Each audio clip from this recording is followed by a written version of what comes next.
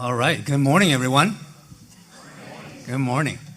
We're starting a little bit late, so we're going to go over about 10 minutes. We're going to eat into lunch time, pun intended. Sign up for that.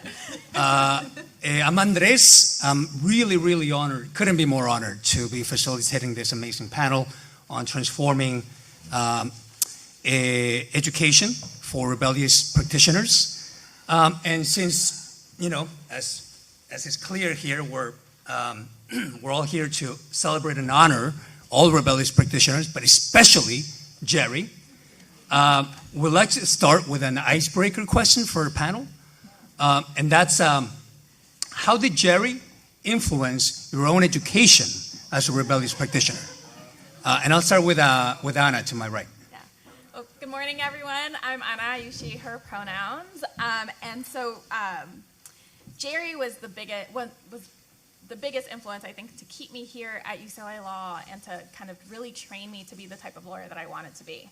So he taught me to lead with my heart and to always honor my heart, to grind and to grind hard, and to really honor that version of me, and to be real, right? And so there were a lot of limitations about law school and law school education, and so Jerry was just like, just ignore them, right? Like really just grind and do what it is that you want to do and lead with your heart, be creative.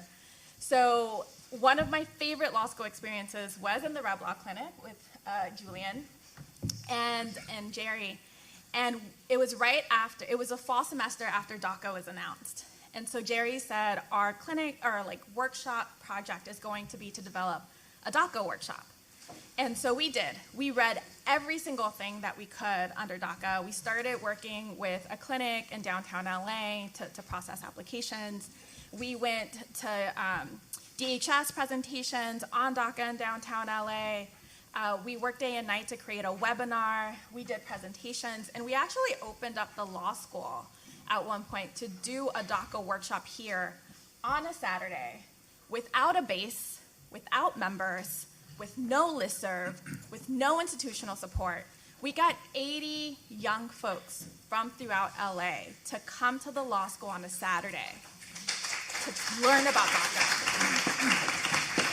which was no easy feat. But Jerry was like, you're an organizer, go do your thing. And I'm like, cool. So it was that trust, right, that really gave me the confidence to do that. And with the team, we got a lot of young folks here. And so part of that DACA workshop, too, we decided to turn it into a webinar and to get a little creative with it, right? To be our authentic selves, to be creative, to be rebellious. And so we have a blooper reel of this webinar that we are going to show you and open up with today. I did not consent to this. No. Just have fun with it.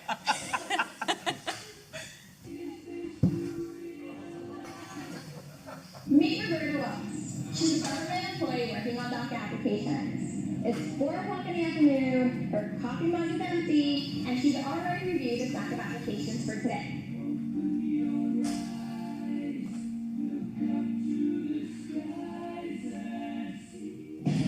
DACA's not a law passed by Congress, it's not the DREAM Act, and it's not comprehensive immigration reform. DACA is a promise. We're going to break down the application word for word and give you the lowdown on what the government is really asking for in these questions. Here, the government made up a new category for DACA, the significant misdemeanor. Lucky us. To make the most of each of the sessions and of our DACA webinar, you should download from our website the information tool. Very persuasive structure. Okay? March. Question 5. If you've ever had a valid Social Security number, write that now-digit number down. You'll hear us referring to red flag Gucci tag throughout all of our sessions.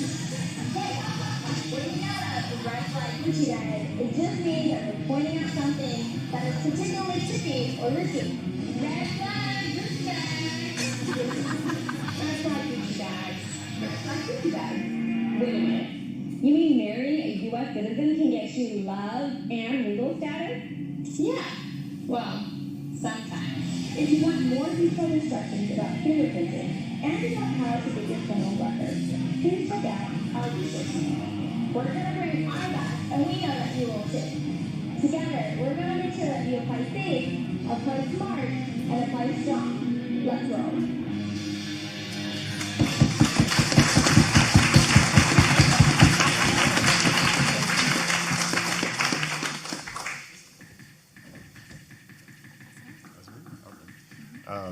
Wait. Any reactions? We're just gonna go right past that. Or would you like to say anything else? I mean, it was great. We had a lot of fun, right? We used Dia de los Muertos as our theme, as you saw, and so we got, Jerry was like, here's some money, go buy some Hollywood makeup. And so I did. I'm like, where do I find a Hollywood makeup store? This is not my thing, but that's what you do, right? Like, you kind of just do what you need to do to bring a vision to life. And so we had a lot of fun doing it, a lot of glitter, a lot of makeup, a lot of bloopers, a lot of hours. I think I put more hours into that DACA workshop and that DACA class than I did probably into like all my other classes combined. And it was well worth it. I know I got some of my youth, I was a youth organizer before law school. They came to the workshop, and it wasn't about just like filling out the application. It was really like, what is this application about? How do you apply in a way that's really safe for you? And what are all other forms of immigration relief that you might be eligible for that you didn't consider? A lot of folks were just thinking that like, oh, DACA is it for me and there's nothing else. And what we were finding and our colleagues were finding is that a lot of folks had other forms of relief available to them. They just didn't know. And so some of my former youth from my organizing days, they came to the workshop and they're like, this is the best workshop that I ever went to. No one's talking about what the implications are when you apply. No one's talking about what it is, how the government will use the information. No one's talking about safety in your information and safeguarding it in your privacy. And so we did a lot that was kind of like scaring folks in a lot of ways, but it was also just preparing them. Like, there's a lot of unknowns about this program, and I think that it was a really great experience. I know for those students, we also did it in Orange County. And so talk about expanding, right? Like, we ended up going to Orange County and doing it at a high school out there too, and trying to do it in multiple languages. I think we had the materials translated for sure in Spanish, but there was also a big Vietnamese community that we were supporting. And so, it was one of those things where, and Chinese. And so, again, one of those situations where maybe we don't have all the resources, but you kind of just go and you find them to get it done. And so, going back to the things about Rebellious education and what did I take from Jerry, and it really is grinding, right? Being creative and having fun while you're working hard and following your heart. Right on. Thank you, Anna. Yeah, hi, I'm Ian, and so the first thing that came to mind, it reminded the effect that Jerry had on my law school education. It reminded me of something earlier, something during 1L, before I'd met Jerry, before I really knew who he was. It was during my internship that summer. The lawyer I was working with, I was helping him put together this petition. I was a 1L, I was super nervous. I didn't know how to everything has to be it's a legal filing, so it has to be really specific, and I got to figure out how to line up the text with these numbers on the side, which I still don't know how to do. And at one point he told me to, there was a picture that he told me to put in it. He's like, oh, write this up and put this picture in. And I was like, oh, can we do that? Can we do that? And he gets really serious and he turns to me and he goes, we can do whatever the fuck we want. Tony. And it was, it's very freeing. And it was a similar thing, taking Reb Law with Jerry my 3L year. Because going into law school, and I feel the way law school definitely media presents it in the legal academy, a lot of them likes to present it, where it's law is this, it's this specialized, arcane knowledge that you got to go in and once you've accumulated enough of this and do these law school rituals, you'll learn to think like a lawyer. And by 3L, I was pretty disillusioned with that. And coming into Reb Law, and I feel one of the big takeaways I took from that was thinking of a lawyer as, okay, you're a lawyer, so you have a bar card, which gives you a certain amount of power, a certain type of power, and then it's just problem solving. Thinking of that lawyer as a problem solver. I go back to that so much. Whenever I'm overwhelmed by something, whenever I don't know how to do something, instead of this oh, this weird area of the law, how am I going to figure it out? It's just it's just problem solving. just start Googling and asking people questions, and you'll figure it out. And I will say the other way that Jerry affected me was by the time I got to Reb Law, I was mostly disillusioned with law school. He did kick me over the edge to being completely disillusioned with law school. But he did get me more excited about getting out of law school and being a lawyer. So I was grateful for that. Thanks, Ian. If we ever need a Jerry impersonator, can we hire you? No. I don't think I'm in good enough shape. Julie. I think I forgot the prompt, but I have things to say about Jerry. So, everyone here, I'm sure, has been affected by Jerry in a million different ways. And not just in our law school education. Like, I can't think of other than that very great idea. Jerry has great ideas, but sometimes he really just pushes you to your limits. And it usually works. But, there's not just one way that Jerry affected my law school experience, my legal career, or my life personally. I think what's so amazing about Jerry is that he sees into your soul. He sees who you are. He acknowledges that. He doesn't ignore your opportunities for growth. And he might point them out with love and bluntness. But I think what I learned most from him is that to be a lawyer, yes, you have to be a rebellious lawyer, to be clear. Yes, you have to be badass, right? And you have to be strong and a problem solver and thoughtful and kind and creative. But you're also a human and a person deserving of dignity and empathy. And there were times when I was in trial, every trial, where I'd be like under my desk crying, sobbing, thinking that someone's going to go to jail because I'm incompetent. And I would think about how Jerry, in moments when I've come to him feeling that same way, would really build me up and say, and much more eloquently than I'm going to say now, but just say, you are brilliant, and you care, and you're loving, and you're going to do what you're going to do because of who you are. And what happens on the back end of that is not your responsibility. Your responsibility is to fight, and to fight hard, and to love your client, and not to romanticize that really crazy fucking shit that they absolutely did, but you're going to say reasonable doubt. And so I remember that, and I feel that till this day. And that's what I take from my law school experience with Jerry, and the text messages from Jerry, and the times when I ask him to come to lunch and he's too busy for me, Jerry. Man, I thought I could get to the Q&A at the end without tearing up. Here I am. Thanks, Julian. Jessica. Yeah, okay, so I'm Jessica, she, her pronouns. I also need to correct something in the program, which is that I was a manager at Nickel, not a director, so my former employer doesn't sue me. So just to get really real, I came to law school to hide out for a while. My brother had passed away, my little brother, who I was taking care of and who had helped raise in many ways. And then I had to handle, a lot of other deep, heavy family stuff, a lot of family responsibility.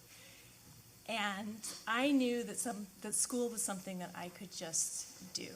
I had a PhD already, and law school was an option because I had this LSAT score. And so I was like, great, I'm going to go to law school. I'm going to hide out there.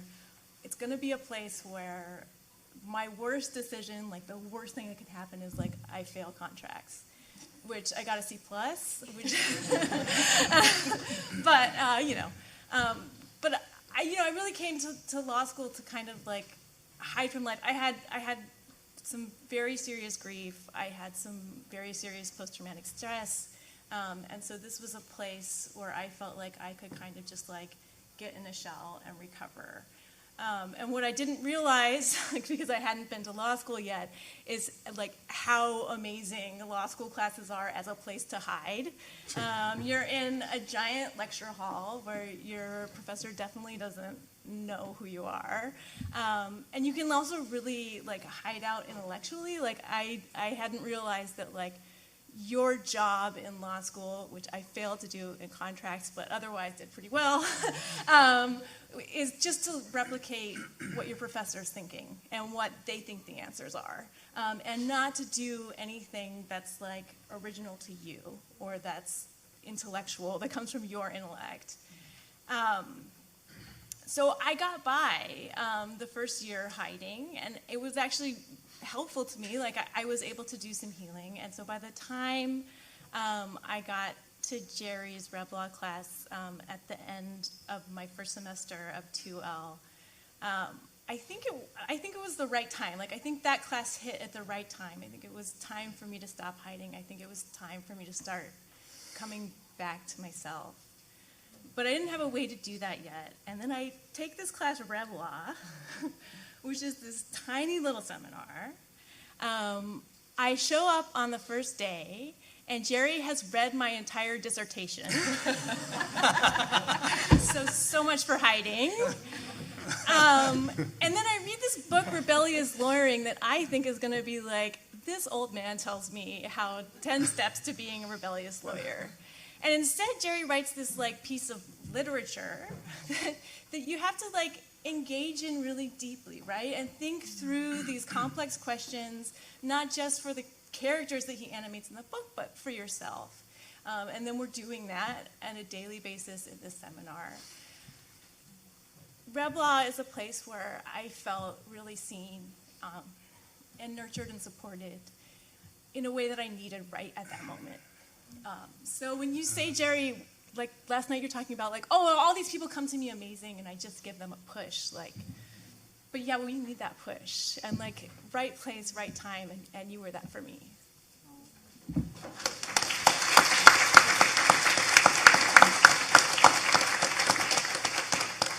Thank you, Jessica. I mean, thank you all for being vulnerable and for just sharing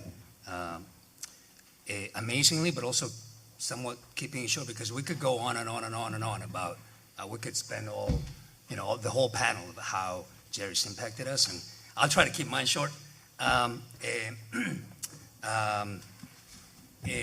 probably as many of us did, I took every class I could get my hands on with Jerry, Reb Law, legal analysis, and it really wasn't until these classes that, I mean, I thought I was pretty progressive. But then, even my peers who, like Han, Lou, and other folks, and Vera, just like,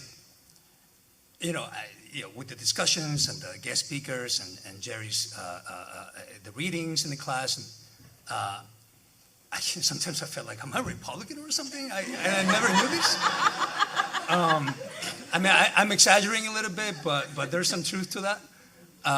And it really, it radicalized me even more.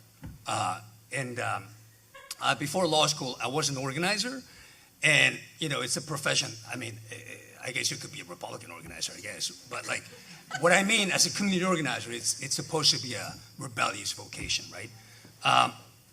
But I realized I had many orthodox or traditional practices, right, and ways, and a nonprofit industrial complex and whatnot. And so in Jerry's classes, I learned how to be a more rebellious organizer, as I was also figuring out how I could combine that with being a rebellious lawyer. Realizing also that the law, as Ian said, lawyering is just another way of problem solving, and have been doing that, my entire life. It also wasn't until Jerry's classes that I realized, it dawned on me that Professor Gilman and I were just touching base before the panel. I had been doing law school like handicapped for 2 years, in the sense that I tried to maximize maximize my time in law school, diving into crim-im. I mean, the DACA workshop, like you have to really dive into crim-im. It's a very complex area of the law. It's something that the immigration crisis impacted me personally, continues to. Student organizing, prioritizing clinics, practicums, externing, and also leading a project starting in 12 that led to my fellowship at the ACLU SoCal. So I was trying to do that, but in terms of the doctrinal classes, law school exams, the bar exam for that matter, I realized it was just a game. And they were hiding the eight ball the entire time. It was a game. And Jerry's classes taught me how to play the game, how to really play the game. And if it wasn't for Jerry's class, I don't think I would have been as equipped to study and pass the bar. And on a personal note, I think many of us here know that I'm formerly incarcerated. I have a long story short, felony marijuana possession from when I was 19 that made me deportable. And it made an uphill battle to go to law school, to come to law school. General admissions here in this prestigious law school did not want to admit me. The public interest program went to bat for me, fought for me. I had already, somebody who sort of trailed the blaze before me, people like Frankie, Guzman. But, I barely made it in, right? And it was always a risk because at the end of the day, I didn't really know whether the bar would deem me to possess moral character, good moral character, whatever. And so when it came time to apply, I went to Jerry for advice. And I don't know if I even asked for help, but he saw it like, Julie, you said, he saw right through it because and I've been doing some therapy recently, and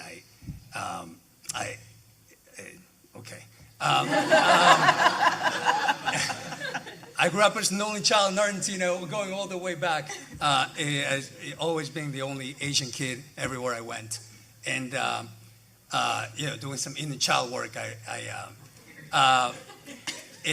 It brought me back to that place in second grade where I felt so confused, so lost, so alone. My parents didn't know the Argentinian culture. They couldn't guide me. And so, Jerry was right there. He was a compañero. He became my partner in crime. He helped me problem solve my application for moral character. And he didn't need to do any of that. He could have just given me some advice and off I went to try to figure out on my own. And no, he didn't do that. He rolled up his sleeves and he's a large part why I'm here. 7 years in as a lawyer now, striving to be a rebellious lawyer, not always doing that.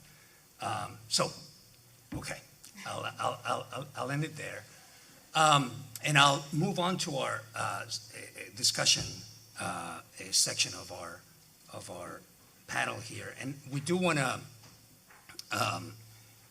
reserve about 20-30 minutes for a discussion at the end, and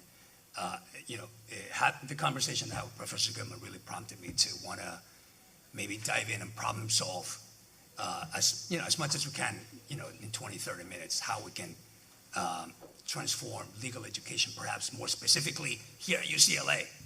I haven't been back in a minute, but I'm sure there's some work to do still. Okay, all right. So my first question is that since all of us have been a few years removed from law school and higher education, why do you feel it's important to re-envision and transform education, including legal education? So I'm going to go to you, Jessica, first, since I started with you last. Okay, so I'm going to talk a little bit from, I have experience in various areas of education that may come up later, but I'm going to talk a little bit about my experience running a program in higher education in prison, and how that's given me some insight into thinking about transforming higher education more generally. So right after law school, literally the Monday after graduation in 2018, I started at Norco College, which is a community college out in the Inland Empire, running a program for incarcerated students, an associate's degree for transfer program.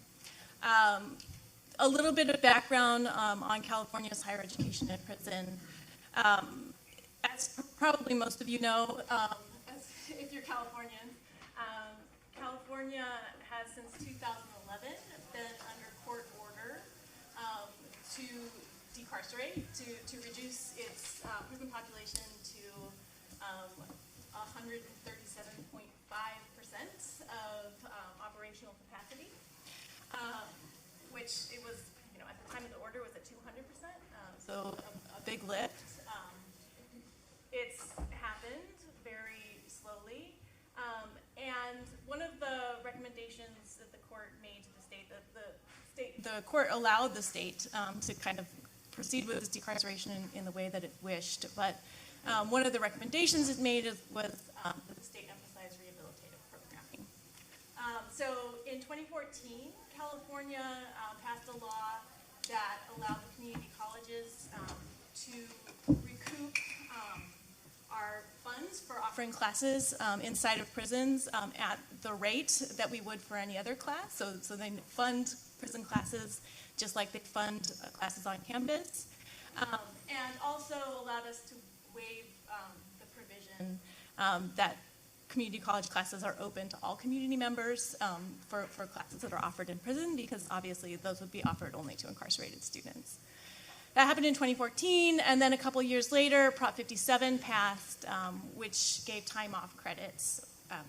It allowed CDCR to set its own regulations for administering time off credits, but those time off credits came to include higher education in prison. So now, to fast forward to today, there's now college programs in every single prison in the state. This is a huge achievement, but they vary a lot in terms of quality of the program. So when I started at Norco College in 2018, Norco had just been trying to launch its program, despite the fact that we're the community college that's closest to the prison, closer to a prison than any other community college in the state. So we are literally a mile from California Rehabilitation Center Norco, which is a medium security men's prison housing. Actually, I don't know how many incarcerated people it houses now. At the time that I started, it was housing about 1,500 incarcerated men. And so at the time that I started, Norco was offering 11 course sections to about 100 students in only 3 disciplines. This does not produce degrees. This does not keep students on a track to graduation. So my job was to come in and turn us into a full degree granting program.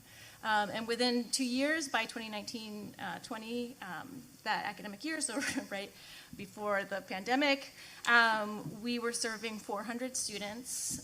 We had 70 sections in 16 disciplines. That included every single course that you need to earn an associate's degree for transfer, including courses that are supposedly impossible to offer in prisons, like lab courses.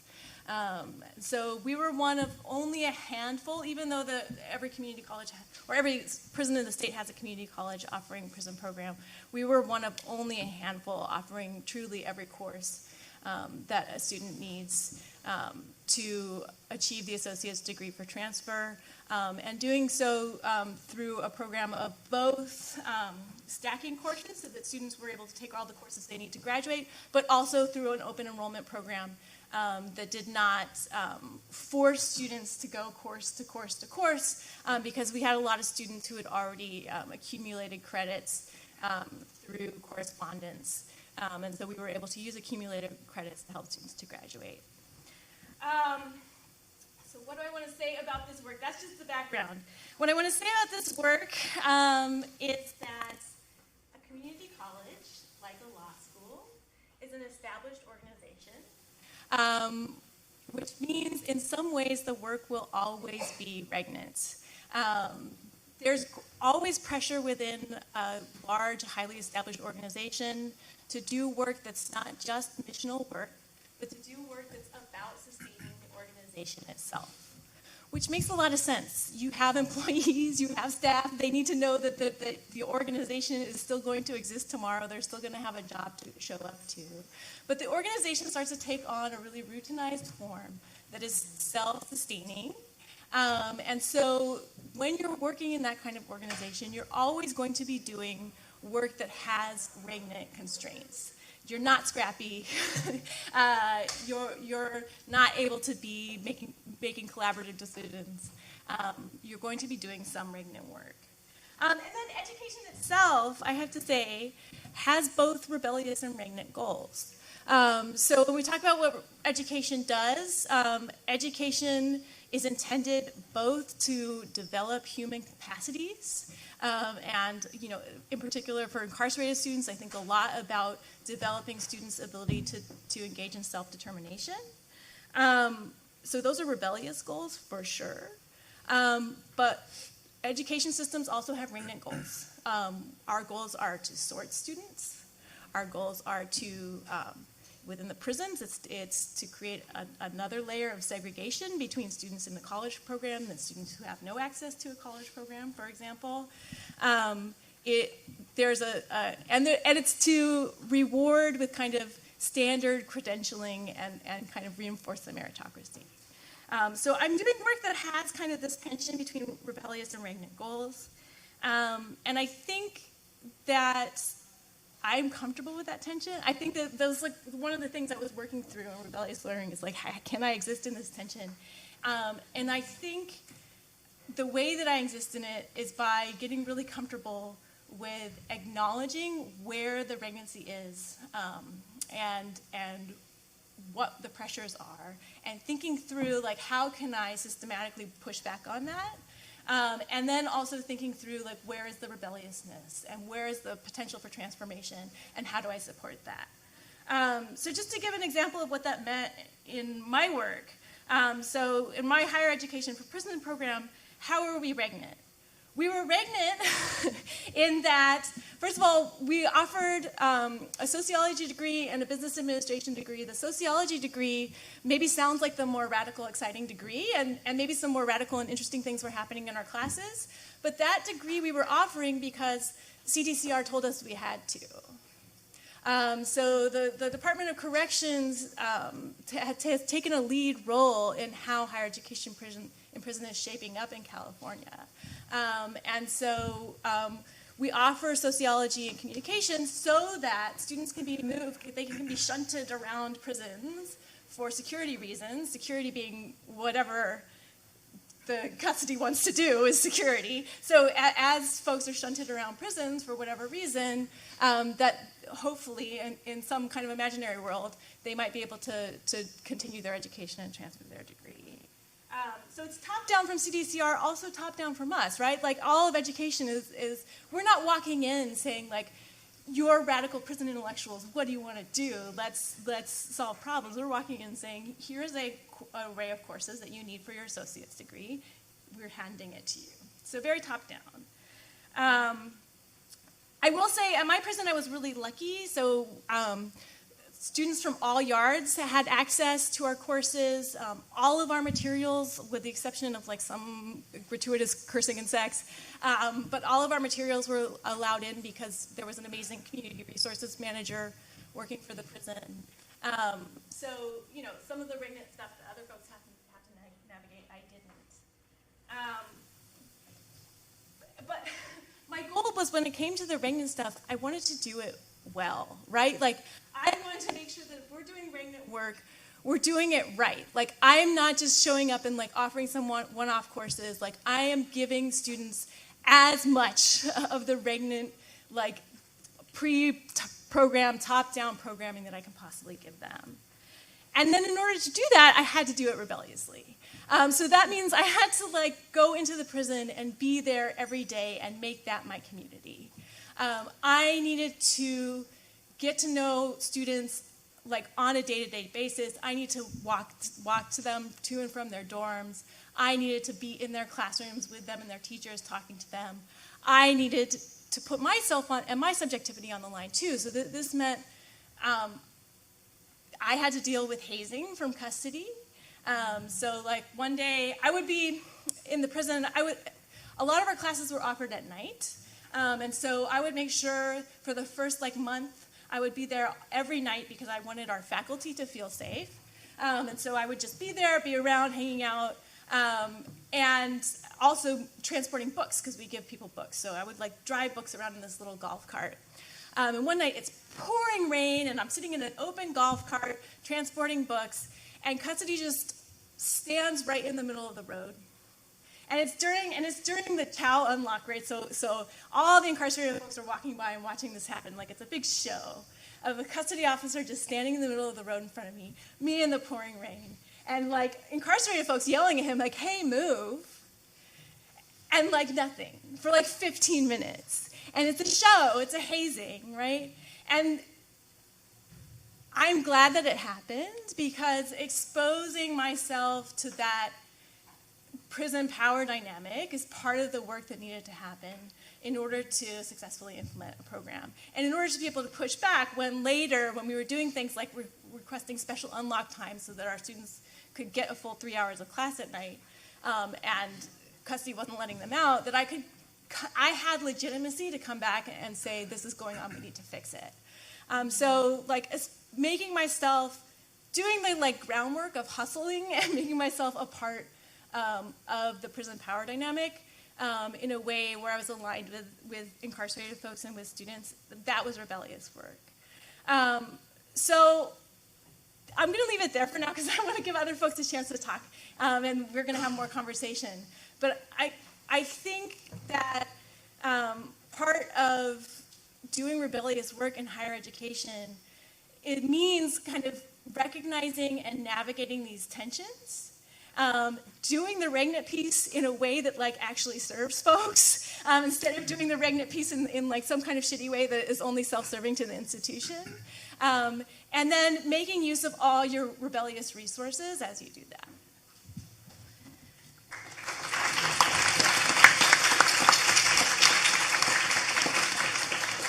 And Jessica, I do want to come back to you later, especially linking to the last panel about what role education can have in creating an abolitionist future and fundamental transformation, in particular in the carceral setting. Julian, the question is, why do you feel that it's important to re-envision and transform education? Yeah, thank you. Rebellious practitioners?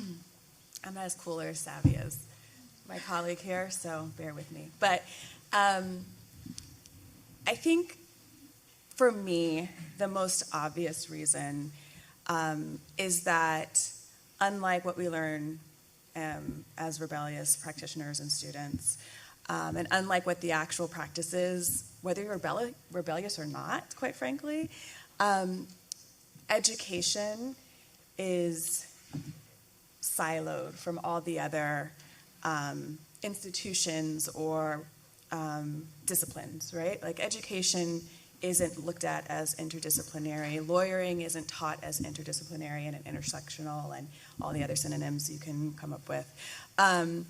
Even though that's the reality of practice, that's the reality of life. And because it truly is interdisciplinary in terms of its effect on people, we fail students, we fail communities, we fail people who want to be lawyers.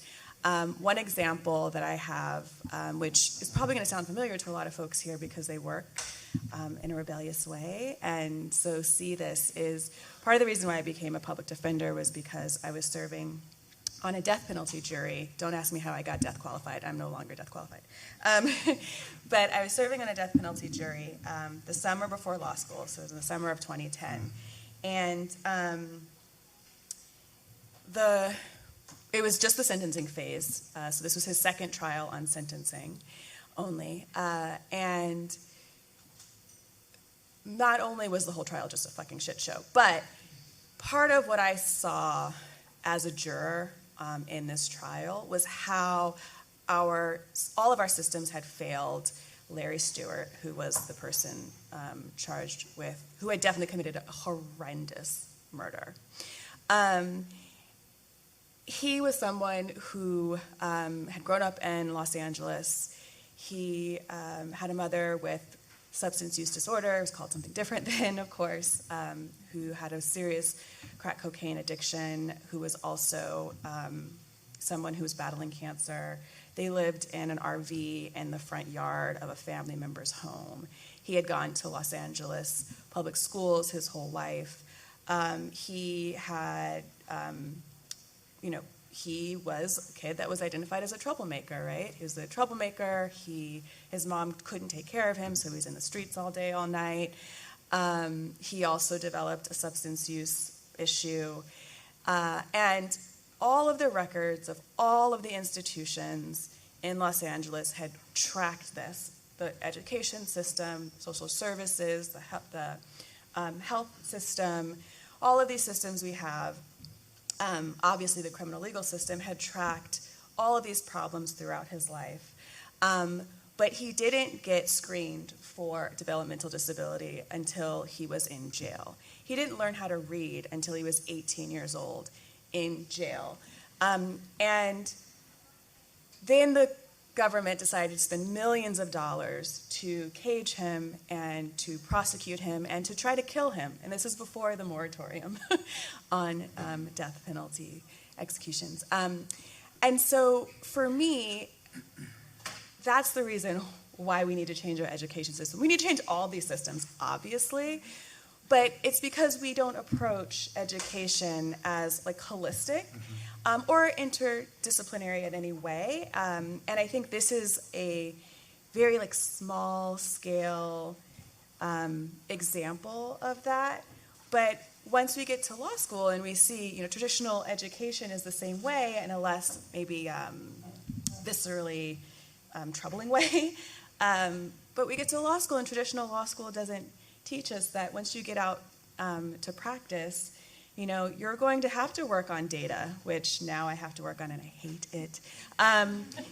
And you're going to have to learn science. Like I had to learn what is DNA, right? You're going to have to do strategic communications, right? Like what is strategic communications? I mean, in Reb Law, obviously we talk a lot about like working in community and serving communities, right? And so you don't learn that in traditional education. In Professor Goodman's wonderful classes and all the other wonderful classes we still have to read these cases, right? Where we're often not taught how much narrative matters and how much that the judges who are writing, or their law clerks who are writing these opinions, are creating the narrative that justifies these opinions, right? Like I didn't know the background on Walker Thomas Furniture case, right? It seemed like a contracts case, and I didn't even understand, like, why is it unconscionable? Like, it sounds pretty cut and dry. And then you learn what's happening in Washington, D.C. at this time, right? And so how much they strip the narrative from the person whose rights are also being stripped, right? So, narrative being such an important part of me being a trial attorney, right? Like, yeah, I learned that in the criminal defense clinic, and I learned it becoming a lawyer. But, I think Sherrod really reiterated it well when he was explaining how Jerry, over the last many number of years that I won't name, has been teaching, putting the practice and the work and the reality of lawyering first and the doctrine second, as opposed to the other way around. And I think we've come a very long way in schools,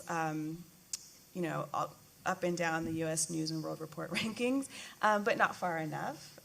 But because we are stripping that kind of interdisciplinary, intersectional approach to like what is the law, what is practice, but also what is education generally, and serving students in the educational and real-world setting is why we've failed, and we continue to fail the majority of folks who are seeking an education. So that's my answer.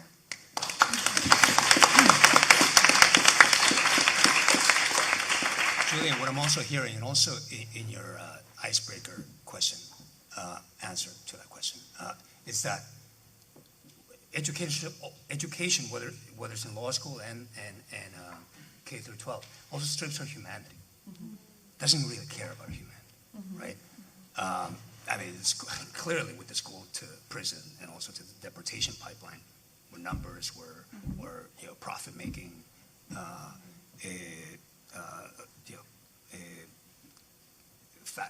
factors and whatnot. What I realized in Jerry's classes too is that we're human beings first, and then we're lawyers second.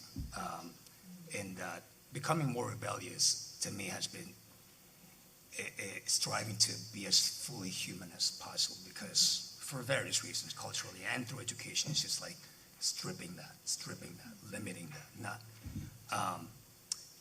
collaborating with other human beings to affirm, defend, uphold our shared dignity, shared humanity. And so humanity becomes sort of a central prism, lens through which we do, or I strive to do, we strive to do our work. And without that, you can burn out. And frankly, this year it's been my burnout year. It's been my fallow year, where I try to step back and recharge and not continue planting the land, so to speak.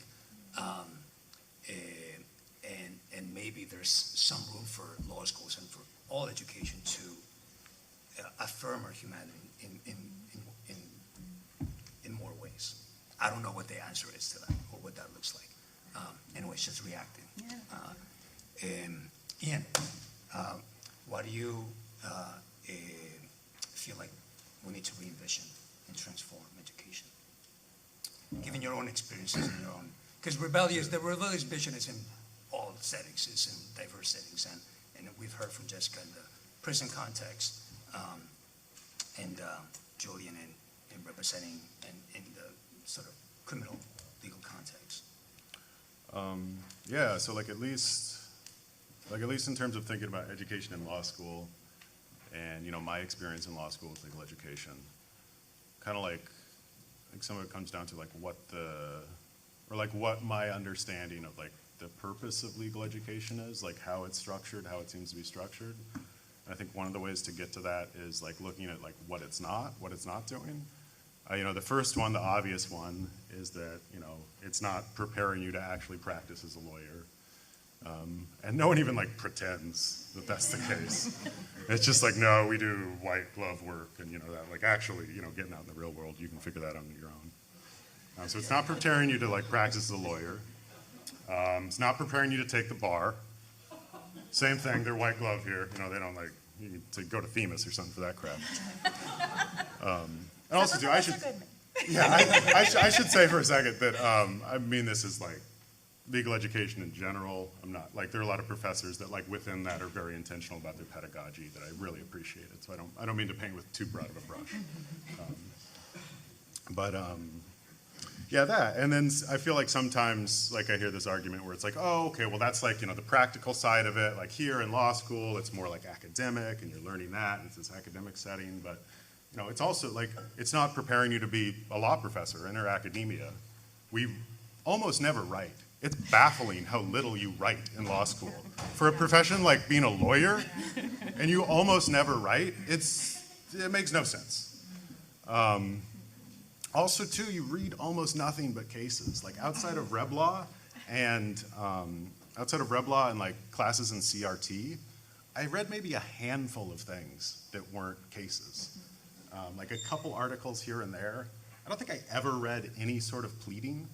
It's law school, you're reading this case and you're debating both sides of it. So once, how about we read what was debated, the both sides of it that were submitted? Never once happened. Way too practical. Way too practical. And also, too, something that just a sort of, I don't know if it's irony, I'm still not sure what irony is. But law school class doesn't even prepare you to take a law school final. Law school class, it's this game of Socratic method that like 70% of what that's testing is just like how entitled you feel to have 70 people listen to your thoughts. And then after like, just like endless like 14 weeks of that, you get to the end and do this completely different thing. You just like, you're writing, which you've forgotten to do because you haven't done it in months. And it's just like a totally different thing. And so like, I feel like it comes down to it, and like I said, there's a lot of people that like operate within this paradigm and push against it and do a lot of good work. So I'm not criticizing every law professor, but just more the institution. Like I feel like what the institution is designed for, because it is deliberate. It's not like it's just incoherent and doing random. Like it does have a deliberate purpose. It conditions people to the lifestyle of working at a firm. You know, you're just putting in like 80 hours doing doc review or something. Just like conditioning you to that lifestyle, kind of putting in those hours too. I mean, and it stratifies everyone along a curve, you know, so firms can like pick their ranking and draw their little line for who gets in and who gets out.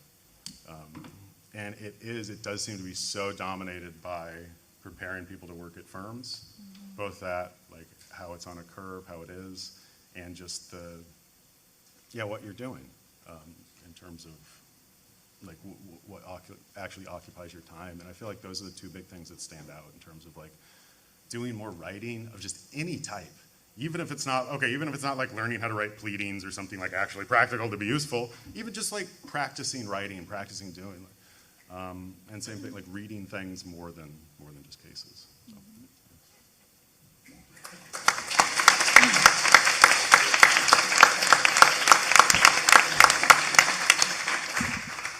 I feel like legal, so many points to take away. Also, I'm glad we're laughing and not crying, because we could easily be crying about all this. We're not students anymore. What's that? Yeah. But I would actually like to put a pin on this, because I'd like to come back, because I think you got us really started on how we can be transforming legal education, and maybe getting more specific in UCLA, given that we're here, might as well. So thank you for getting us started on that. Legal education, being practical is like an allergy that legal education has. Kind of that's what I was hearing. It's way too practical, way too practical. I really appreciate this space and spaces like it, because there's so few spaces like this anywhere in education and anywhere in our profession, right? No matter how many CLEs you go to, you'll never have spaces like this where people are talking about the radical work that they're doing and how they're doing it with heart, with intention. They make mistakes. I mean, lawyers admitting mistakes, y'all, like it's huge that even here we're acknowledging that we're capable of doing that, right? And I think that for me, this space really operates as a refuge, because education, whether it's K-12 or higher education, law school included, is inherently hostile to a rebellious practice and hostile to doing work that honors who we are as human beings with like full hearts, full minds in the communities that we work with and support and struggle with every day. It is inherently hostile, right? Education, something I can talk about all day because it is my job. But the education system in this country in particular is rooted in white supremacy, in patriarchy, in capitalism, in settler colonialism. And even though today we no longer have laws on the books like we did in California in the early 1900s that segregated kids based on their race, right? Those laws have been, have gone away. It's been less than 100 years that we've gotten rid of some of these laws. It hasn't been that long that we've had these laws of exclusion on the books. And yet all of those vestiges remain of this exclusionary, oppressive education system in our country, right? Where now children can go through schools, are criminalized, are funneled into the school-to-prison pipeline. We have a history of boarding schools in this country, and in California included, where children were stripped away of their language, of their culture, of their ancestry, right? Yeah, this week alone, my colleagues at another ACLU affiliate just settled a case where a school cut the hair of a Lakota student, of a Native student, that this happened just 2 years ago, right? In 2023, my colleagues and I were fighting school districts because at graduation season, we had students that wanted to wear an eagle feather at their graduation or celebrate their heritage by decorating their graduation mortar boards with beadwork, because beadwork is important to their heritage. And school districts were like, no, you don't get to bring your whole self to this big celebration of your life, of your graduation ceremony, right? Inherently hostile institutions for us to be who we are, where we want to be, in the spaces sometimes where we're forced to be, right? Education is compulsory in this school, in the state, and in other states. And it's not because we inherently want children to be intellectuals, to be their full selves, to bring joy into their life and to be able to manifest joy and well-being in their life. It's because we want them to know how to read and write so we can send them into low-wage work, right? It's no accident that some of the schools where there's the biggest disinvestments are also schools that are in low-income communities, that are communities of color, immigrant communities, right? It really does echo those laws of the early 1800s in California where these communities were excluded and where children were just like, we're not gonna educate you.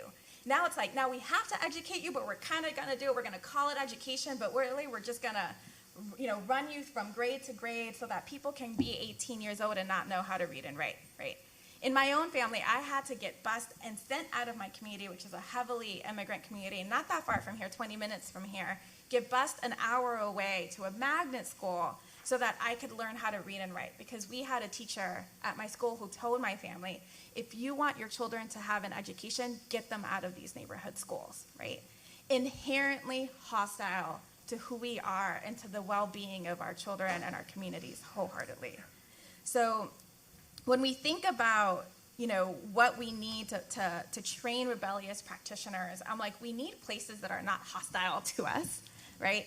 We need education centers, law school included, where we can bring our whole selves, where we can have a sense of belonging, right? And that even means, like, along the lines of disability, for all of us that are neurodivergent in one way or another, like, there's nothing more hostile than law school, right? We're adult learners, and there's never any recognition that we all learn differently. There's one mode of learning. There's one mode of, like, we're going to do, read these cases, and that's it. You're either along for the ride, and if you're not on that train, you get left behind. At every single moment, these systems leave us behind. Again, there are gems across the board, right? Like, I had educators that were gems and saved me, and then I had other educators who were like, you're never going to go to college because Latinas just get pregnant and drop out of high school, right? In the same school, right? In LA. Right, not that long ago, well, a few decades ago. So when I think about, how do we envision education, including legal education, right, we have to disentangle it from these systems of oppression, right? Capitalism is here, right? It's no mistake that I'm 9 years out of graduating from law school with 6 figures of debt, and I owe more today than I did when I graduated, even though I've paid tens of thousands of dollars back in student loans. The student loan debt crisis in this country is a crisis because it's in the billions of dollars. How the hell do we have a billion-dollar industry where people are indebted to that amount of money, and yet people can't own homes, can't get out of debt, can't have kids? Like people are making so many decisions because of that, right? There's so many ways that we need to disentangle these systems of oppression from all forms of education. So I think a lot of it does come down to, like, how do we support and welcome people who are neurodivergent and have other, disabilities and education, right? From K to 12 through legal education. Even when I was here, I remember that one of our classmates had to fight the bar on getting the types of accommodations that she wanted. And just a couple of years ago, Melissa's in the room, like, we had to support an amicus to the state bar to tell the bar, like, hey, like, give people the accommodations that they need so that they can sit and pass the bar. Like, you're not in a position to get to decide this over people and their doctors. We need to also just honor people, right? And, like, their diversity and who they are, and give them that sense of belonging. And it's not easy. I think in my work, I can't, I know that things are rooted in white supremacy and patriarchy, but, like, telling a school administrator or a school board member that doesn't get me to what I need to. So I always, So I have to do it in like these other ways, right? And so as much as I want to do the hearts and minds kind of like change work, which is what someone tells me, he's like, you want to do this heart work. And I'm like, yeah, I always want to do heart work. This is inherently like heart work. We have to code it in ways that are palatable to others. And so we always have to think about the policies, right? Like how are your policies, how are you structuring your literacy program so it doesn't leave behind children with disabilities or English learners, right? And so we have to talk about data, right? And Sherelle talked about data. We always have to show the data and how it's harming kids and say we have to use evidence-based practices, which is like all over the place now. But we have to tell now people like the way to make change because it's going to benefit your bottom line. It's going to benefit your test scores. It's going to benefit your business model if you're in higher ed. We have to do that in very coded ways. And I'm thankful, again, for spaces like this because it's kind of like I can breathe and be like, oh, yeah. You know, we do all this work and it's coded to try to remedy these harms, and they're systemic harms, they're institutional harms, they're historical harms, and there's like these like clever, frustrating ways that we have to package it to make it palatable to the powers that be. And so we do it. A lot of us do it every day. It's not perfect, but you know, we're fighting the good fight.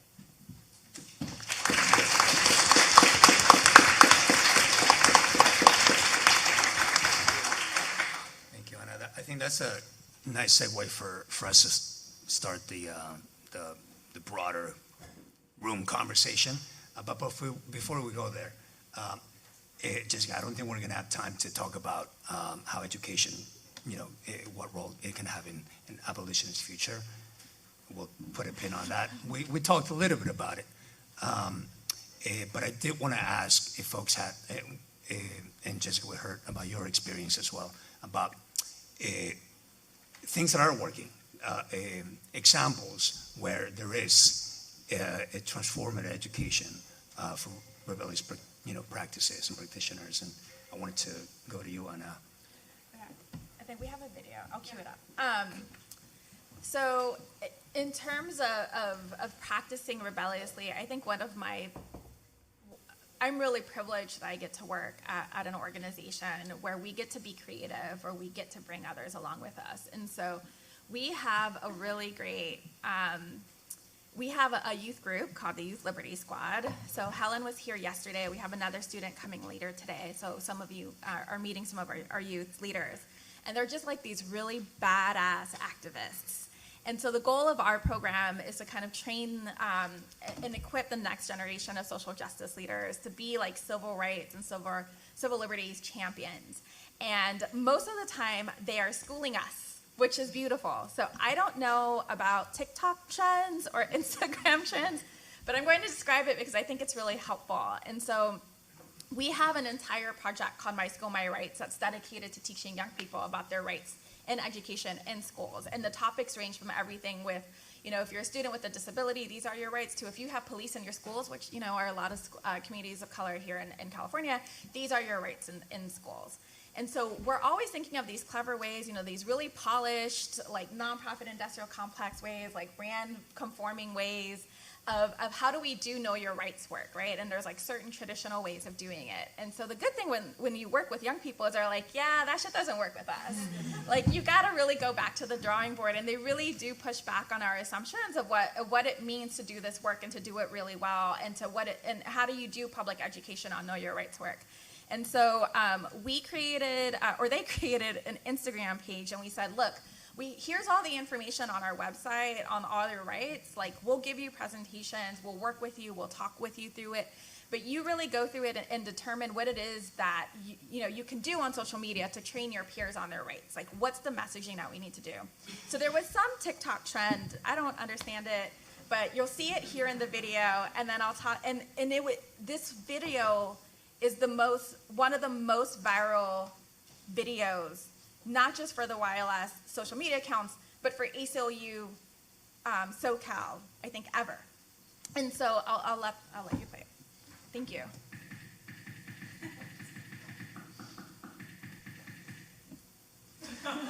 That's all it was. That's all it was, right? So 75,000 likes. I don't know, like hundreds of comments. And I think in terms of the views, it's in the hundreds of thousands of views. In the comments, heartbreak. I mean, it's all kinds of, there's the trolls, so there's some trash on there, right? And we don't censor because we're really so used to the trash is up there. But there's also really heartbreaking stories of kids sharing like, oh my gosh, like police search me, I get searched at the entrance, they search my backpack, I get searched every day.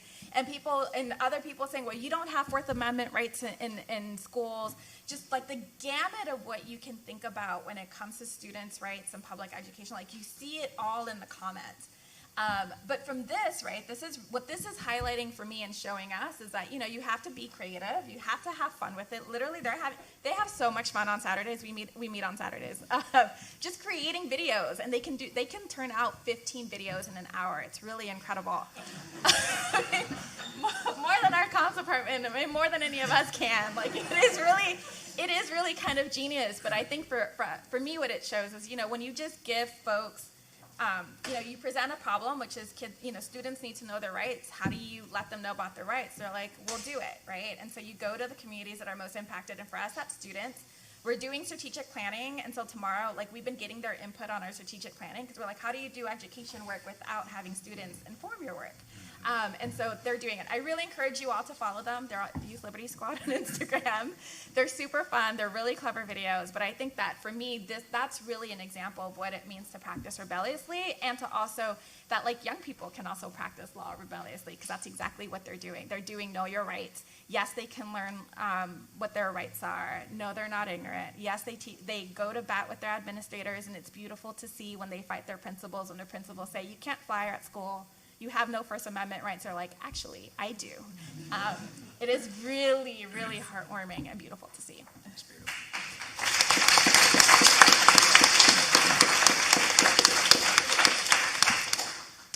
Well, thank you, everyone. We have about 20 minutes left, and I wanted to see if folks were okay with, you know, sort of dedicating this time to workshop together, kind of have like a room conversation. On how we could transform legal education, and veering into more specifics at UCLA.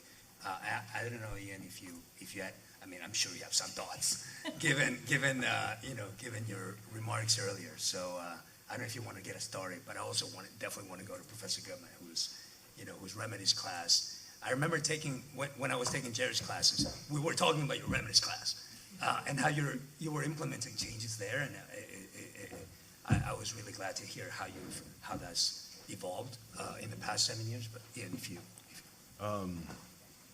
yeah, I mean, I think the biggest thing that I feel like, or one of the big things it comes down to for me, is just like freeing up law students' time. Because like so much of it is just this like overly, it's not rigorous, it's just busy. It's just like reading, just all your time is occupied. And it makes it so difficult to do like work outside of that.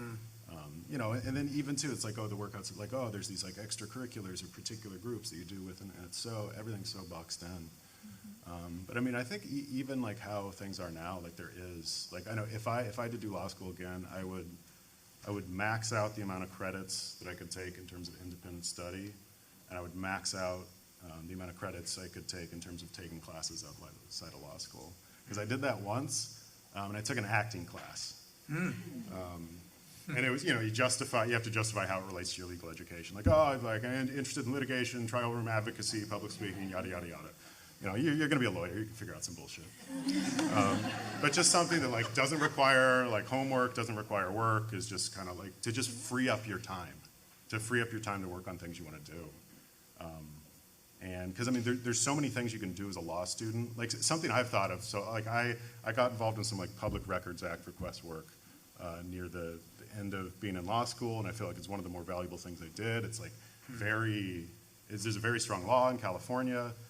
It's really relevant in a lot of areas. I think it's one of the ways, like, lawyers can, like, really support, like, a lot of organizers and a lot of people. We're just getting access to documents. It's a particular skill. But, you know, it's pretty straightforward to submit them. Submit a Public Records Act request, and then you litigate it yourself, pro per. Because, you know, you're a law student, you can't represent someone else. You can represent yourself in court, you can be pro per, You can learn how it works to be a pro per, learn how to do fee waivers, everything like that. You know, you're a law student, probably don't have a lot of income. And like, it's also a chance to like practice doing something in court where you don't have to worry about fucking up someone else's life. Because you're the client, you know, it's like if you don't get the row, you can just ask for the records again. Nobody's life, nobody's liberty, anything's on stake. So yeah, I feel like if we just free up law students' time, there's so many law students coming in that did such amazing, that's one of the things about like the CRT program, just like all of the amazing work that people did before coming in, and then they're just forced to like 3 years of just like doing this rote work. They have to kind of put this work they were doing on hold. But so many people come in with like such creativity, so deeply involved in different areas. If we just free up space for students to be able to keep pursuing those things, they can really take care of the rest.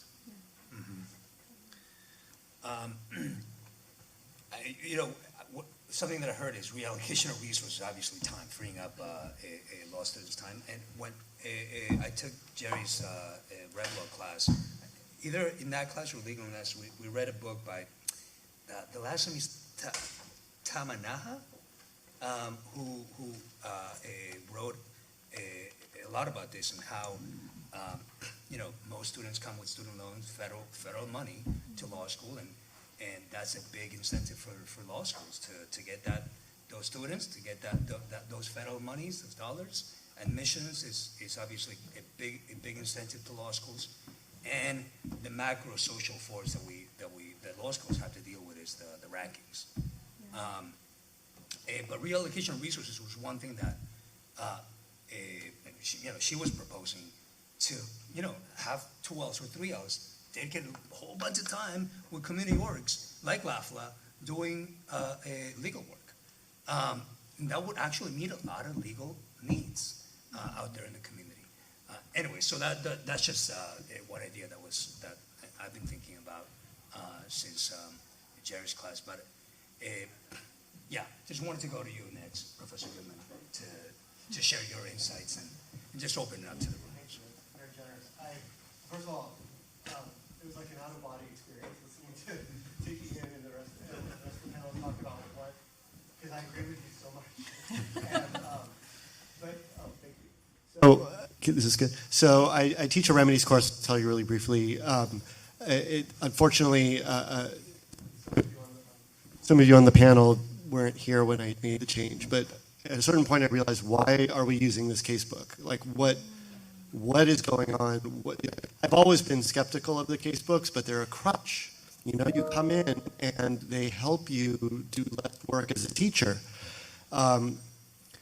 So for the remedy course, I got rid of it because it's inefficient.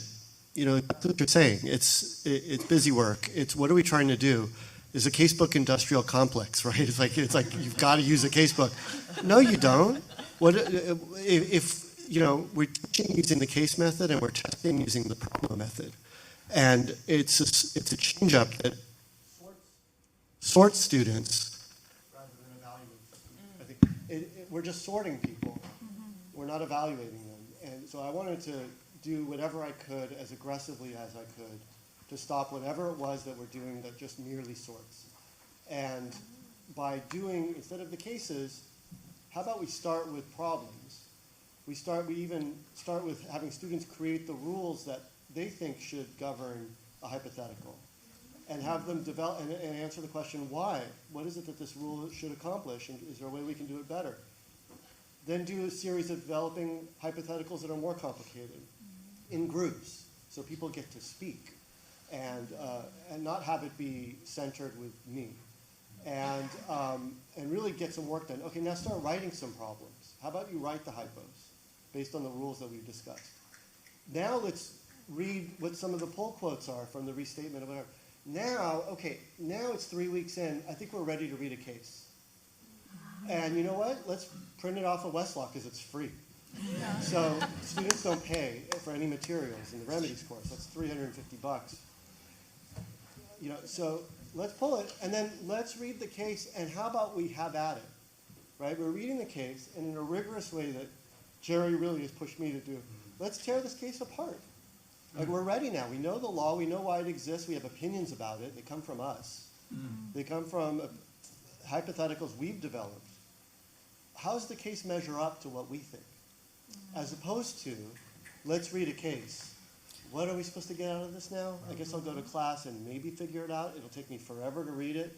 I'm supposed to learn the rule at the same time as I'm learning the history of the rules. At the same time, I'm seeing some example narrated by a clerk about some set of facts. And not only that, let's do different things. Not only are we reading problems in the occasional case, how about we have some midterms, we have some feedback. How about we also, I heard it up there, let's read some pleadings instead of some cases. So twice during the year, not as a review, not as a game, but as a time to actually learn some law that they're accountable for. Go do your own research in the library, like lawyers do, online. And you're responsible for finding the cases that govern the outcomes of this trial record. So we've got these big binders with trial records. And now it's time to do the appeal. And we're going to do oral argument. And you've got to do the research. You've got to improve on the briefs, because you can improve on these briefs. And then we'll do it again. We'll go up to the Supreme Court level. And so we do a case, Ojai Playhouse got flooded. It's a community jewel. Should they get the cost of repair or the cost of replacement? So it's very mundane remedy stuff, but it's alive. And students get really into it. They love it. It's efficient. And it's been successful, but it's also really like I'm alone. I've presented on this in the faculty at UCLA. People say, this is great, but I like the case method. And that's pretty much the end of the dialogue. So, it's, anyway, thank you for letting me speak. I appreciate it.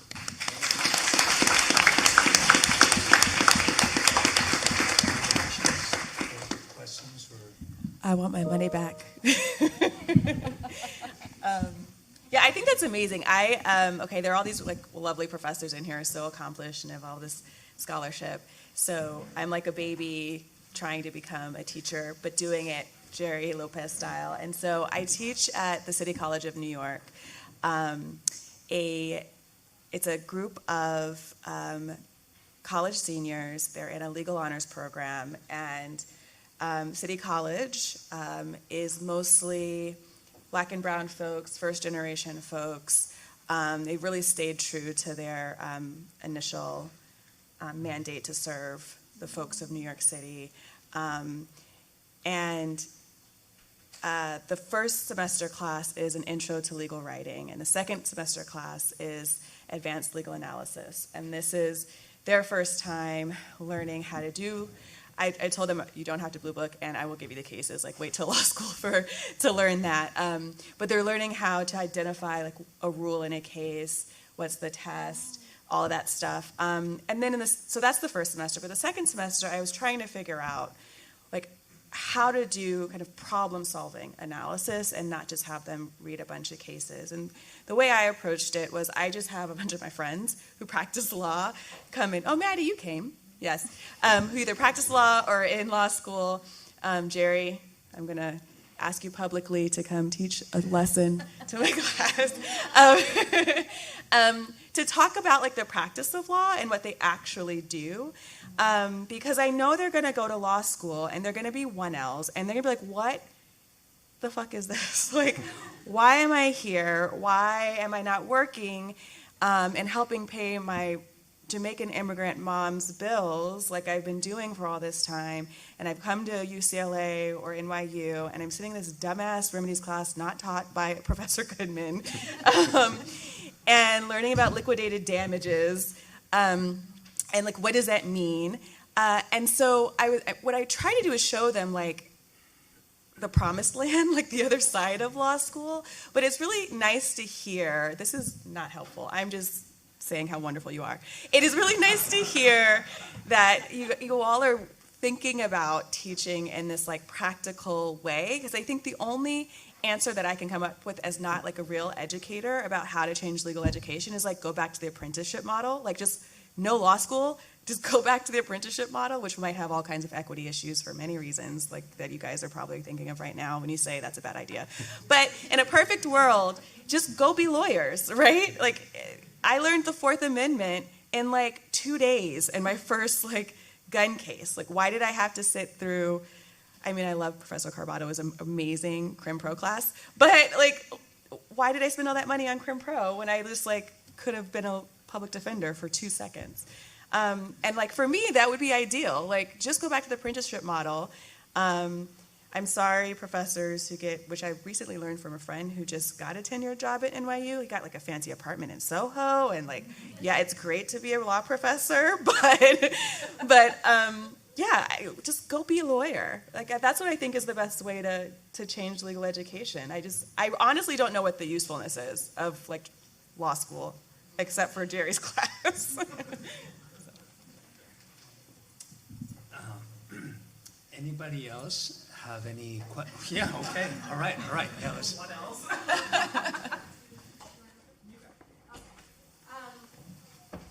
we comment, or are you? Both, yeah. Okay. So yeah, my name's Megan. I'm a 1L here. And right off the bat, Ian, what you were talking about how this like isn't really kind of preparing us to do a lot. Our classes don't even really prepare us to take our finals for some classes. Hit home for Maddie and I straight up.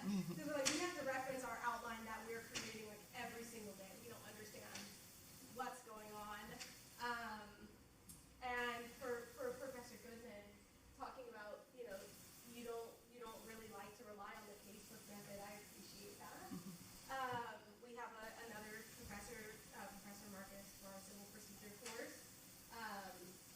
He's my only professor who is not using a casebook, and he actually created his own like 350-page course materials for us because he was like, this isn't, the casebook method I've learned isn't efficient, and it's stupid expensive. I went here for undergrad, and I skirted by like in every undergrad class, like being able to find my books for like $10, $15, free online somewhere. And then I got to law school, and my books totaled like $750, $800. And I have to try to use like LibGen to find free PDFs, which makes it hard in some of my classes. Like my torts casebook does not have page numbers. So I gotta just like figure it out because I couldn't afford to spend $400 on my torts casebook.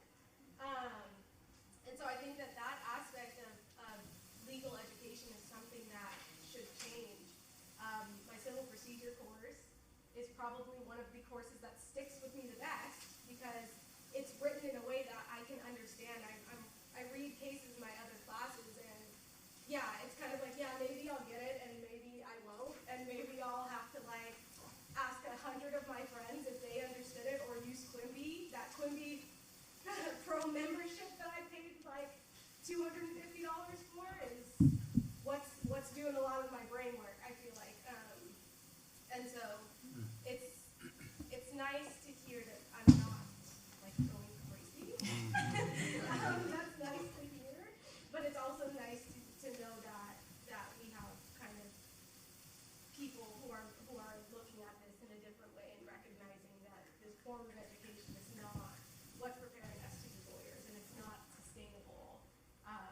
And one quick point before Maddie jumps, or before it jumps to Maddie. Talking about law students' time, 1L is nuts. But when people ask me, like, what do you do in a day? I'm like, dude, 18 hours of law school and then I go to bed. Like, that's my day. I don't have time for anything else. It's disheartening sometimes for sure, but I hope to get through it.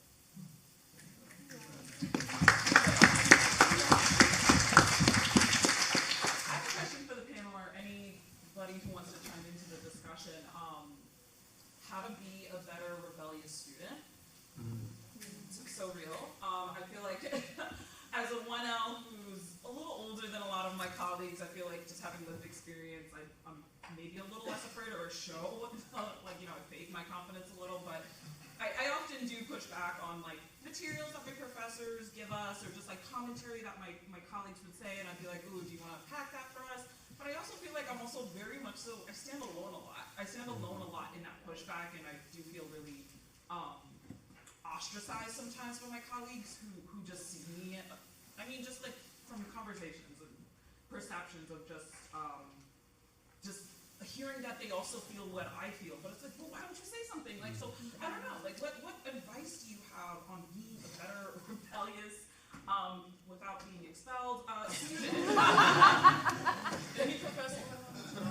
My professor's trying to survey the room. But, like, that's why we're here, and that's why you all are here to help teach us and to teach your fellow colleagues as well. So I would love to know, like, what advice you would give, continuing our law school journey forward.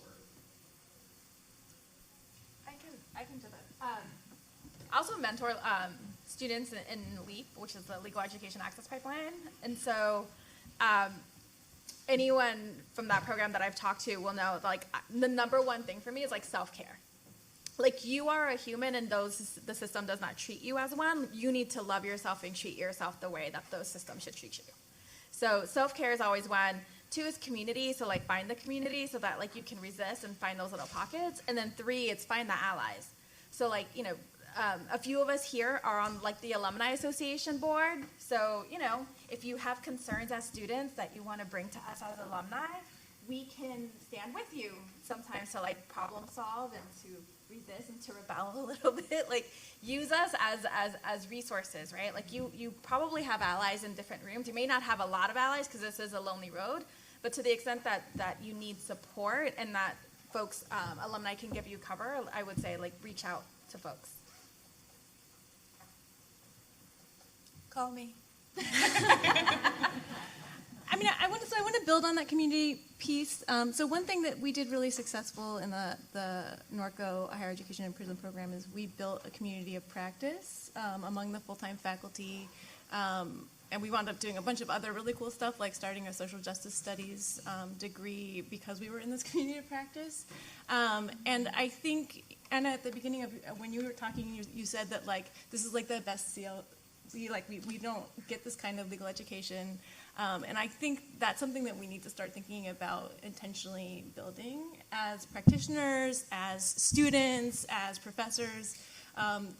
These, like, rebellious communities don't need to just happen, like, in Jerry's classroom, right? Like, this is something that we could be doing, is really intentionally thinking about how we're coming together and workshopping problems from different organizations. And then one just, like, super quick thing that I've been dying to say for the last 20 minutes is that the case method persists because it does do something. So it is completely impractical. It does not prepare you to be a lawyer. It does not prepare you to take a final. But what it does do is it inculcates you into a culture of what the law is. And what the law is capital W, capital S, white supremacy. So you're taking these classes that tell you that some judge in 1750 who was, like, deciding some case about a fox in a field is a genius. And you're supposed to take this total, like, parochial, like, Anglo-American tradition and elevate it in your mind as something that you are supposed to, like, worship at this altar. And that's what your first year does. And it's incredibly harmful for students of color in particular, but for everybody who's gaining this legal education. You come to before I came to law school, originalism seemed bonkers to me. Like, I was like, how could anybody look at the Constitution and be like, oh, like, what was going on back when this thing was written is like how we need to interpret it from here on out. But then you go to law school, and I'm like, I don't need to be in an originalist classroom. Like, I don't need my professor to be an originalist for him to be conveying originalist thinking to me, for him to be telling me that these are the great thinkers, and that nobody else, no woman, no person of color, no Native American, nobody else's thinking mattered. It was just Judge Learned Hand. So, like, I can't. Like, that is what the case method does. It inculcates us into a particular culture that we are then supposed to adopt and carry forth with us into our legal careers. Thanks, Josie. That's a powerful way to end it. And I will just note that maybe, Professor Goodman, there's some interest convergence, because usually, you know, the faculty is the one who's, like, plotting change and transformation. But students also, you know, there's inertia there, right? But maybe there's some interest convergence against what you call it, casebook industrial complex. Case method. So I don't know. something to explore. We'll put a pin on that. All right. Thank you. Thank you, everyone.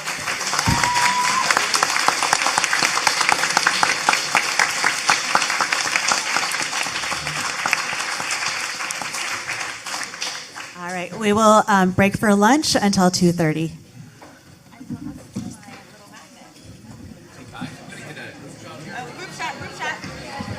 Group shot. We're standing. That was good.